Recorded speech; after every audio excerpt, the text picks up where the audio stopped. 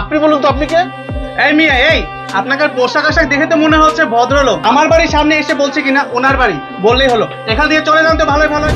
তুমি তো বলি যে প্রবাসে তোমাকে ফোন করে বিজি পাই কেন? হ্যাঁ, মেসেঞ্জার, হোয়াটসঅ্যাপ, ইমো সব বিজি। আমার সাথে কথা বলার টাইম তোমার নাই। আসার সময় কি আমাকে একটা কলও করতে পারলে না? সুমি, সুমি, হ্যাঁ সুমি। এখন আবার কি আসলো? কে ভাই আপনি? আরে ভাই, আমি কে মানে? আরে আপনি কে? আরে মিয়া, আপনার কি মাথায় সমস্যা আছে নাকি? আমার বাড়িতে এসে আমাকেই জিজ্ঞেস করছেন আমি কে? এটা হচ্ছে আমার বাড়ি, আমি আছি।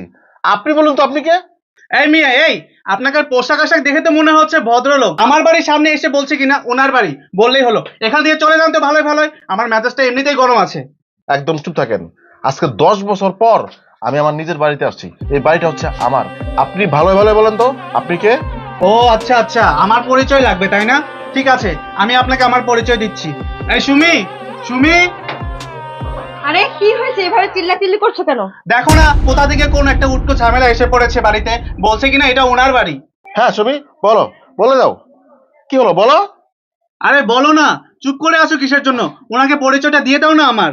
আচ্ছা সাবির, তুমি তো প্রবাস থেকে আসলে, আসার সময় কি আমাকে একটা কলও করতে পারলে না? কি ব্যাপার সুমি, তুমি এই লোকটাকে চিনো নাকি? তুমি ওনার সাথে কথা বলছো কিসের জন্য? আরে তুমি চুপ থাকো, ও তো আমার হাজবেন্ড। প্রবাস থেকে আসছি, আসার আগে তোমাকে ফোন দিলাম না কেন? না, এই যদি ফোনটা দিতাম তাহলে